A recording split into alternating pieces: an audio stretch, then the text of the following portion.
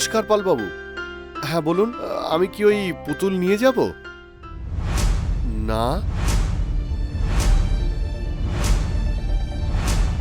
হ্যাঁ আমি যখন যাচ্ছি তখন সঙ্গে করে মূর্তিগুলো নিয়েই যাই। হ্যাঁ হ্যাঁ, তাড়াতাড়ি আসবেন। হ্যাঁ হ্যাঁ, আমি এক্ষুনিই যাচ্ছি। আজ আমি একাই যাব, কাউকে সঙ্গে নিয়ে যাব না। হ্যাঁ হ্যাঁ, আপনাকে একাই আসতে হবে। আপনাকে কে বললো বাকিদের নিয়ে আসতে? ঠিক আছে, আমি খুব তাড়াতাড়ি যাচ্ছি ওখানে। কি হয়েছে রে খোকন? ছোট বৌমা, তুমি ঠিক বলেছিলে, মনে হচ্ছে সব মূর্তিগুলো বিক্রি হয়ে গেছে। উনি আমাকে আজকেই ডেকেছেন, যত তাড়াতাড়ি সম্ভব আমাকে যেতে হবে। আরে বাহ দাদা ভাই, এ তো খুব ভালো খবর। আচ্ছা, উনি কি আরো মূর্তি অর্ডার করেছেন? আরো মূর্তির অর্ডার দেওয়ার জন্যই ডেকেছেন, তাই না? টাকা দেওয়ার জন্য কেউ এত তাড়াতাড়ি কেন যেতে বলবে? তাড়াতাড়ি তো যেতে বললেন, মনে হয় সব মূর্তি বিক্রি হয়ে গেছে, আর ডিমান্ড হয়তো বেড়ে গেছে। কিন্তু এগুলো তো ঠিকমতো শুকোয়নি। আমি তো এই ব্যাপারে ভয় পাচ্ছি যে আগে যে মূর্তিগুলো দিয়েছি ওগুলো তো ঠিকমতো শুকোয়নি, তাহলে ওগুলোতে আবার ফাটল না ধরে যায়, ভেঙে না যায় আবার।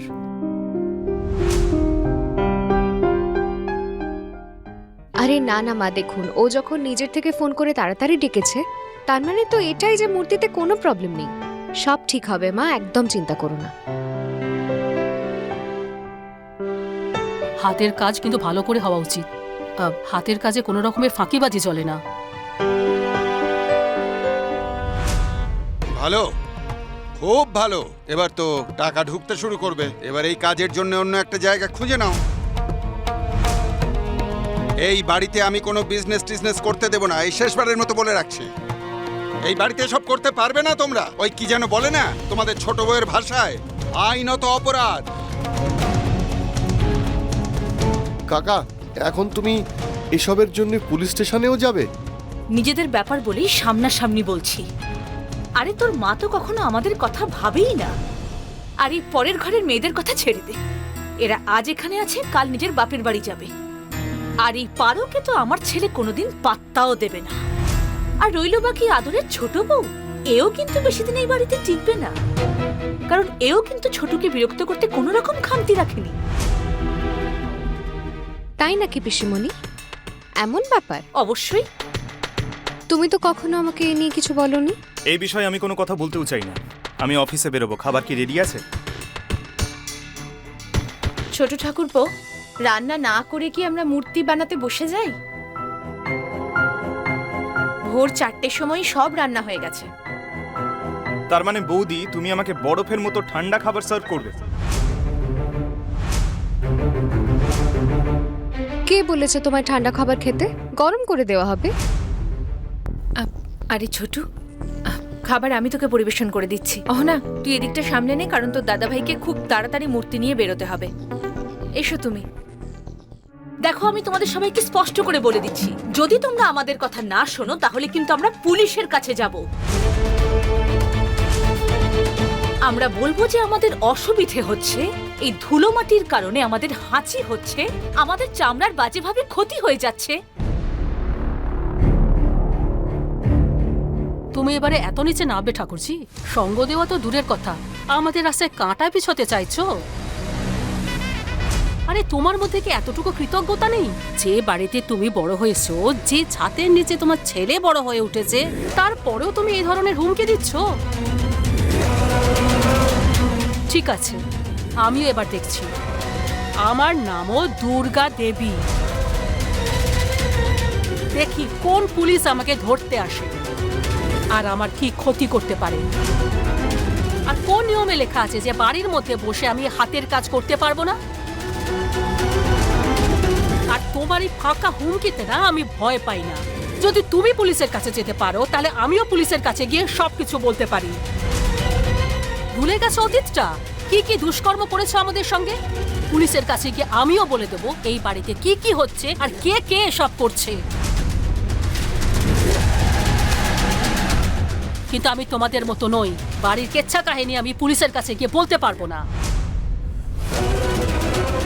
কিন্তু যদি তুমি পুলিশকে ডাকতে চাও, ডাকতে পারো, আমিও দেখে নেব। তবে মা ছেড়ে দাও না, এমনিতেও সবার কথায় অত কান দিতে নেই। মা, তুমি আগে এদিকের কাজটা সামলাও। 50 জোড়া পুতুল রেডি আছে তো? আমার মনে হচ্ছে এগুলোতে হয়ে যাবে। হ্যাঁ দাদা ভাই, কালকের 20 আর আজকের 30 সব মিলিয়ে 50টা হয়ে গেছে। আমি একটা কাজ করি, এগুলোকে সাজিয়ে একটা ঝুড়ির মধ্যে রেখে দিই। আচ্ছা দাদা ভাই, আজ তুমি টেম্পো পাবে তো? না না, আজ আমি টেম্পোতে না অটো করেই যাব। টেম্পোতে না অনেক তেল খরচ যায়। তোমরা একটা কাজ করো, তোমরা ওই ঝুড়িগুলোকে শুধু অটোর মধ্যে তুলে দিও, তাহলেই হবে। হ্যাঁ হ্যাঁ ঠিক আছে। অমর দাদা, তুই এখন মাথায় ঝুড়ি নিয়ে দোকানে দোকানে গিয়ে মূর্তি বিক্রি করে বেড়াবি? শোন, এখন আমার কাছে কোনো রোজগার নেই, আমি পুরোপুরি বেকার। আর আমার তো এমনিতেই কোনো মান সম্মান নেই। টাকা আসলে আমার মান সম্মান বেড়ে যাবে। আর এমনিতেও পরিশ্রম করতে আপত্তি কোথায়? দাদা, কেউ যদি আমাকে জিজ্ঞেস করে যে তোমার দাদা মাথায় ঝুড়ি নিয়ে দোকানে দোকানে ঘুরে কি করছে, আমি কি বলবো তাদের? ছোটু, তাহলে তুই একটা কাজ কর, তুই আমাকে দেখে না চেনার ভান করবি। আমার কাছে টাকা নেই রে ছোটু। আর যদি আমরা হিসাব করে চলি তবেই সংসারের খরচ চলবে। দেখ, আমি কোনো রাজা নই। তুই একটা কাজ করবি, তুই বলবি আমাকে তুই চিনিসই না।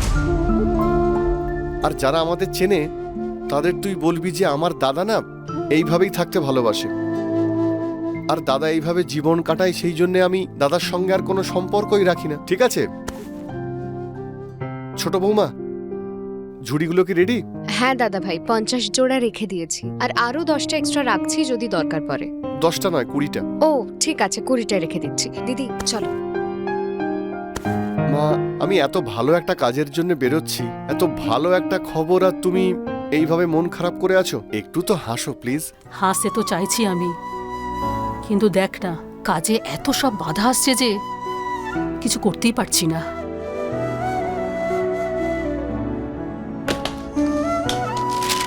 বৌদি, তুমি যদি এটা ভেবে থাকো যে এই বাড়িতে থেকে যা ইচ্ছে তাই করবে, যেহেতু আমার দাদা তোমার নামে বাড়িটা করে দিয়েছে, সেটা তোমার ভুল ভাবনা। আমার বোন একা নয়, আমি ওর পাশে আছি। আমিও বিরক্ত হয়ে গেছি। কাল যদি এ বাড়িতে কেউ আসে আর বলে যে ঘরের মধ্যে সব কি পুতুল খেলা চলছে তোমাদের, তখন কতটা অপমান হবে। আমাদের বাড়ি কি কোনো সম্মান নেই? তোমাদের কত সম্মান আছে সেটা আমি জানি না, কিন্তু আমার ইজ্জত আর মান সম্মান এতটাই ঠুনকো নয় যে লোকজন বাড়িতে এসে যদি দেখে বাড়িতে মাটির কাজ হচ্ছে, তাহলে মান সম্মান নষ্ট হয়। এতে আমার কোনো লজ্জা হবে না।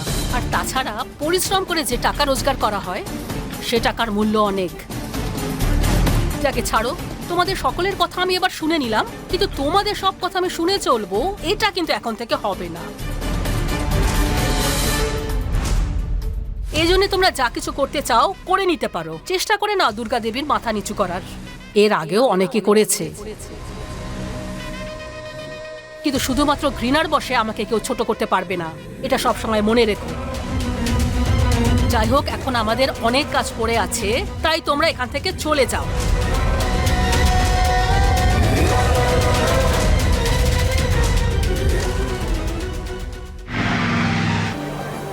কি ধরনের মূর্তি দিয়েছেন আপনি? এই দেখুন, এর হাত ভাঙা, এটা নড়ছে। এ কেমন ব্যাপার হলো ভাই? কাজ শুরু না হতে ঠাওয়াতে শুরু করে দিয়েছেন। এসব কি বলছেন আপনি? শুনতে পাচ্ছেন না? নিজের চোখে গিয়ে দেখুন, কাল অবধি যা বিক্রি হয়েছে সব ফেরত নিয়ে আসছে। কিন্তু সমস্যা কি? কি আজে বাজে জিনিস দিচ্ছেন আপনারা? হ্যাঁ, লজ্জা করে না মানুষকে ঠকাতে? আমার বাচ্চা কাজ ছিল, তাই ভেবেছিলাম ওকে একজোড়া পুতুল কিনে দিই, কিন্তু বাড়িতে নিয়ে গিয়ে রাখতেই তো ভেঙে গেল। কাল থেকে এই নাটকই চলছে। ভাবলাম বাড়ির বউয়েরা এসছে, নিজের হাতের কাজ নিয়ে এসছে আমার কাছে। মূর্তিগুলো দেখে আমার ভালোই লেগেছিল, তাই সুযোগ দিয়ে দিয়েছিলাম, কিন্তু এগুলো ওদের প্ল্যান বেরোলো। বাড়ির বউয়েদের দিয়ে ঠকানোর ব্যবসা করছেন আপনারা। দেখুন, আপনি আজে বাজে কথা বলবেন না। ইচ্ছে করে আমরা এরকম পুতুল বানাইনি। আমার মা তো নিজের আরে হাতে। চুপ করুন, আমি নিজের হাতে কামানো টাকাগুলো সবাইকে ফেরত দিয়েছি। এবার আর একটা টাকাও দেবো না আমি।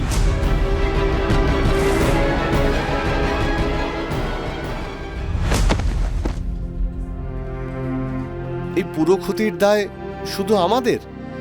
আমরা এত পরিশ্রম করেছি, আর নিজের হাতে করে মূর্তি বানিয়েছি, আর টেম্পো ভাড়া করে এসেছি, আর আপনাদের এতগুলো জোড়া পুতুলও দিয়েছি। হ্যাঁ, হয়তো প্রথমবার, তাই হতে পারে যে অতটা শক্ত হয়নি। আর একটু যদি রোদে শুকাতাম তাহলে হয়তো ঠিক হতো। কিন্তু আপনারা টাকা কামানোর চক্করে না দেখে শুনে মূর্তিগুলো বেচে দিলেন আমাকে। আর আপনারা কি দ্বিতীয়বারও মূর্তি নিয়ে এসেছেন? হ্যাঁ পালবাবু, আরো 70 জোড়া এনেছি। 70 জোড়া পুতুলগুলো বাড়ি বাড়ি গিয়ে ফ্রিতে দিয়ে দিন আপনারা, বুঝলেন? এবার আর কিচ্ছু নেবো না, আর দ্বিতীয়বার এই মার্কেটে না পা রাখবেন না। আরে ভালো হয়েছিল কালকে আপনাকে টাকা দিয়ে দিইনি আমি। আপনি জানেন আপনার এই ঠকানোর জন্য কি শাস্তি হতে পারে? আপনি বিশ্বাস করুন পালবাবু, আমরা ইচ্ছে করে আপনাকে ঠকাইনি, আমরা সেরকম নই।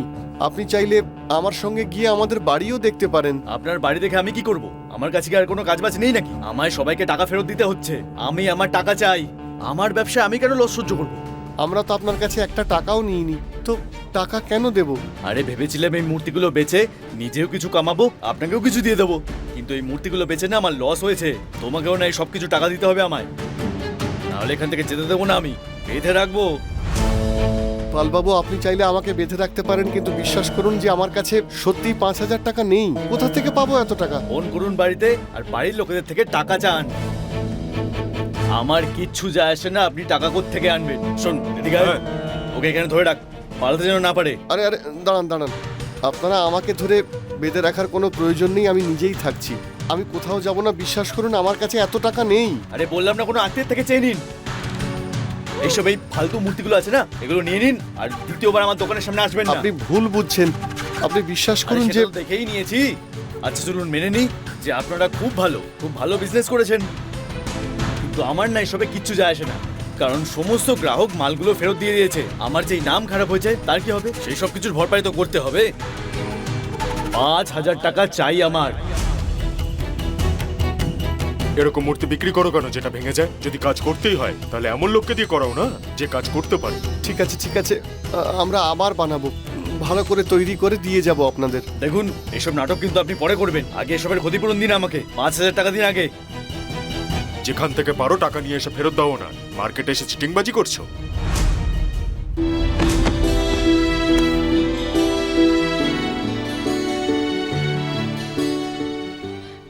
মা, আমি হিসেব করে দেখলাম, এই যে দেখো 30টা জোড়া 160-এর হিসেবে হচ্ছে 4,800 টাকা।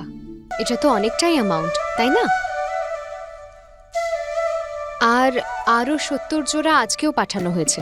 1 মিনিট গুনে দেখি। 70 জোড়ার 11,000 হচ্ছে মা। মা, এভাবে তো আমাদের আস্তে আস্তে জমানো পুঁজি বাড়বে। মা, বলছিলাম একটা পুজোর ব্যবস্থা করা যায়? বিজনেস শুরু করার আগে পুজো করা উচিত। পুজো তো করতেই হবে, কিন্তু বাড়িতে এত অশান্তি চলছে, তার মধ্যে পুজো। মা দেখো, আমরা যাই করিনি, কিছু লোকজন তো অশান্তি করবেই। মা, যদি আমরা বাড়িতে পুজো করি তাহলে এতে কার কি সমস্যা হবে বলুন তো? যদি হয় তাহলে হোক। আর তাছাড়া কাউকে কিছু জানানোর কি দরকার যে আমরা কেন বাড়িতে পুজো করছি? কেউ জিজ্ঞেস করলে বলে দেব যে নারায়ণ পূজা করছি। আরে তোমরা কি শুরুতেই সব টাকা শেষ করে ফেলবে? আরে মামিমা, সব ঠিকঠাক হয়ে যাবে দেখবেন আপনি, কারণ আমাদের কাছে না এখনো অনেক টাকা আছে, আমরা তার মধ্যে থেকে কিছু নিতেই পারি। কি? হ্যাঁ, আর ওই দিদি ভাইয়ের সঙ্গে যা ঘটলো, তারপর যদি বাড়িতে একটা পুজো পাঠ হয় তাহলে তো ভালোই হয় না জেঠিমা? আমার মনে হচ্ছে যে পুরোহিত মশাইকে ডেকে চণ্ডীপাঠটাও করিয়ে নি। মা, তাহলে পুরোহিত মশাইকে ডাকি। ব্যাস, একবার কি একটা বলে ফেললাম, এক পায়ে দাঁড়িয়ে যায় সৈনিকের মতো কিছু করার জন্য। না মা, আমি তো এই জন্য বলছি, পুরোহিত মশাই তো ব্যস্তও থাকতে পারে, তাই জন্য জিজ্ঞেস করছি তোমায়। এখন দেখো কত কি করা বাকি আছে, ডাবল কাজ বেড়ে যাবে। আর আমি ভাবছিলাম যে যদি প্রয়োজন পড়ে তাহলে প্রতিবেশী কিছু মহিলাদেরও ডেকে নেবো কাজ করে দেওয়ার জন্য। যে সময় সবার বরেরা অফিস যাবে কাজের জন্য, সেই সময় তারা একটু সাহায্য করে দেওয়ার জন্য বাড়িতে চলে আসবে। আর কারুর বাড়িতে কোনো অসুবিধে হবে না, কারণ দূরে কোথাও যাওয়ার তো দরকারই পড়বে না, সবাই তো পাশাপাশি বাড়ি। আর মা, কিছু টাকা পেলে কার না ভালো লাগে? প্ল্যানটা ভালো না? এই বুদ্ধিটা যদি আমার মাথায় কম বয়সে থাকতো তাহলে আমারও কত টাকা জমে যেত। তুমি কি জানো, ইংলিশে একটা কথা আছে, বেটার লেট দ্যান নেভার। আমি বলতে চাইছি, যখন জাগবে তখনই সকাল। এবার তোমার জীবনে সবেমাত্র সকাল হয়েছে মা, এই আলো দিয়ে নিজের জীবনটা উজ্জ্বল করে তোলো। তাছাড়া এটাও দেখো, এখন তোমার হাতে তোমার নিজের উপার্জনের জমানো টাকা থাকবে। আমার একলার কেন? আমরা সবাই পরিশ্রম করছি, আমাদের সকলের হবে। মা, আমরা তোমার থেকে টাকা নেব না। আমি বলতে চাইছি যত টাকা হবে সেটা আমরা সবাই একটা ফান্ডে জমা করব। সব টাকা তোমার কাছে থাকবে মা। যখন আরো কিছু টাকা জমা হয়ে যাবে, আগে বাড়ির পুরো খরচা মিটে যাক, সংসারের খরচা মিটে যাক, তারপরে যদি কিছু এক্সট্রা বেঁচে যায় তখন না হয় তুমি আমাদের দিও, আমরা চেয়ে নেব তোমার থেকে। হ্যাঁ মা, আমাদের কি বা খরচা আছে, শুধু বাচ্চাদের লেখাপড়ার খরচা যদি পেয়ে যাই সেটাই যথেষ্ট। আর তাছাড়া আমি তো ঠিকই করে নিয়েছি মামিমা। আমার জন্য তো নয়ই, আমার মেয়ের খরচও দেবে না বলেছে।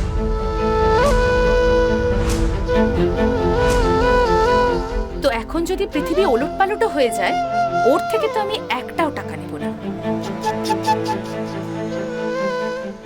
আমার কানে একটা কথা এসেছে, মানে শুনছিলাম আর কি। ওই কোন কথাটা? পল্টু দাদা হয়তো ডিভোর্সের ফর্ম আনিয়েছে।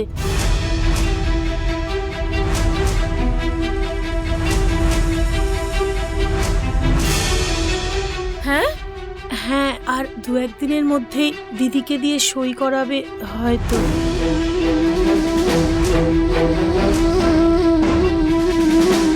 মা দুর্গা তো আমাকে রক্ষা করলেন।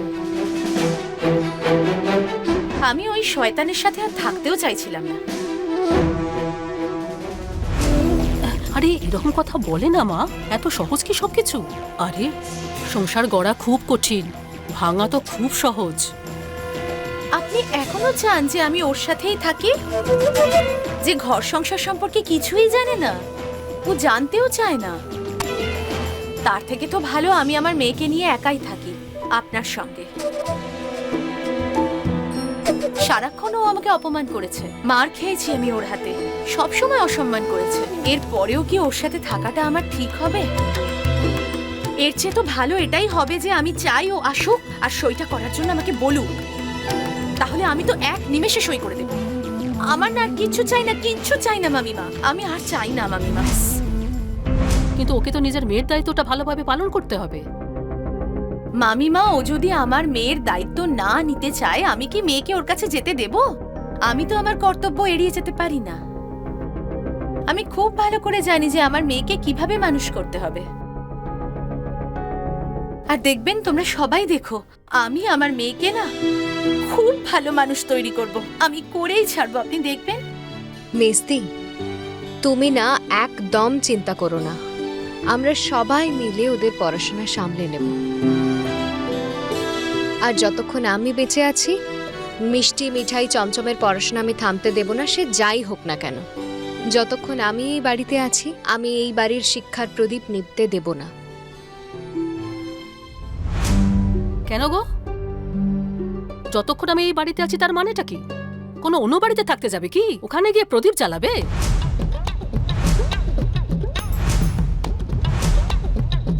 মা, আমি তো এটা এমনিই বললাম। আমি বলতে চাইলাম যতক্ষণ আমি বেঁচে আছি ততক্ষণ আমি কোনো মেয়ের পড়াশোনা থামতে দেব না। ব্যাস, এবার আমায় নিয়ে ঠাট্টা করা বন্ধ কর। আরে এই খোকন এখন এলো না কেন? জানি না তো মা, ফোন করব। বড়দি, ফোন করো না তুমি। হ্যাঁ, মাকে জিজ্ঞেস কর না। জিজ্ঞেস করার কি আছে? কোনো কাজেই তো গেছে, ফিরে আসবে। একটু ধৈর্য নেই এদের। মা, তুমি তো জিজ্ঞেস করলে, তাই জন্যই তো আমি। আরে আরে, এক্ষুনি এসে পড়বে দাদা ভাই। উনি টাকা নিয়ে গেছেন, হিসেব নিকেশ করে তবেই তো ফিরবেন। হ্যাঁ, কিন্তু ওনার তো একটা রিক্সা নেওয়া উচিত, এমন যেন না হয় যে টাকা বাঁচানোর জন্য উনি হেঁটেই এলেন। হতেই পারে। আমার খোকনে না এরকমই স্বভাব। ও না সমস্ত কাজ খুব মেপে ঝুপে করে। দেখো, আমার মনে হচ্ছে ও পায়ে হেঁটেই আসবে। মা, তুমি চিন্তা করো না, পরের বার থেকে আমরা মূর্তি আরো ভালো করে শুকোবো। একটা কথা মনে রেখো তোমরা সবাই, একবার যদি বদনাম হয়ে যায় না, কেউ আমাদের থেকে মূর্তি নিতে চাইবে না।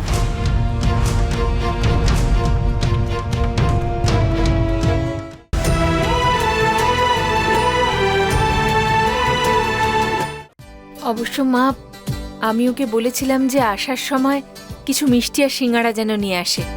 আজকের দিনটা খুব ভালো, এত ভালো খুশির খবর আমরা পেয়েছি। যখনই ও বাড়ি ফিরবে সবার আগে আমি মা দুর্গার চরণে মিষ্টি দেব, তারপরে আমরা সবাই মিলে খাবো। এই কথাটা তুমি খুব ভালো বলেছো বড় বৌমা।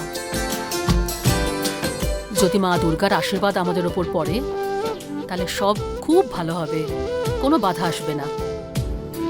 দেখো না, প্রথম অর্ডারেই আমরা কত টাকা রোজগার করলাম, আর তারপর আমাদের সমস্ত মূর্তি বিক্রি হয়ে গেল, আর পরের দিন আরো অর্ডার আসবে আমাদের কাছে। কিন্তু হ্যাঁ, আমাদের না এবার অনেকগুলো কাজ করে রাখতে হবে। আমার খালি এই ব্যাপারটা ভেবে ভয় হচ্ছে যে আগের মূর্তিগুলো ঠিক মতো শুকোয়নি একদম, ওগুলোতে ফাটল না ধরে, ভেঙে চুরে না যায়। মা তুমি চিন্তা করো না, পরের বার থেকে আমরা মূর্তি আরো ভালো করে শুকোবো। আগের বারের কিছু স্টক বাকি আছে, কিন্তু এই ভুলটা আমরা আর করব না।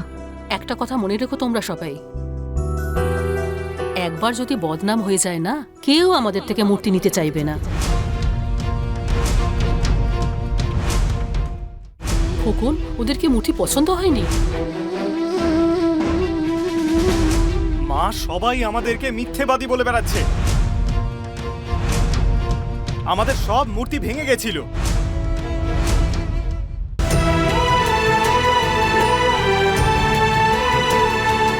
এই কথাটা তুমি একদম ঠিক বলেছ মা। আমিও চাই না যে আমাদের নাম বদনাম হোক। যাকে যা হয়ে গেছে হয়ে গেছে, আমরা সবাই মিলে ভালো করে কাজে মন দেবো এবার থেকে। চলো চলো লেগে পড়ি, আরো তো স্টক বাড়াতে হবে, তাই না? চলো।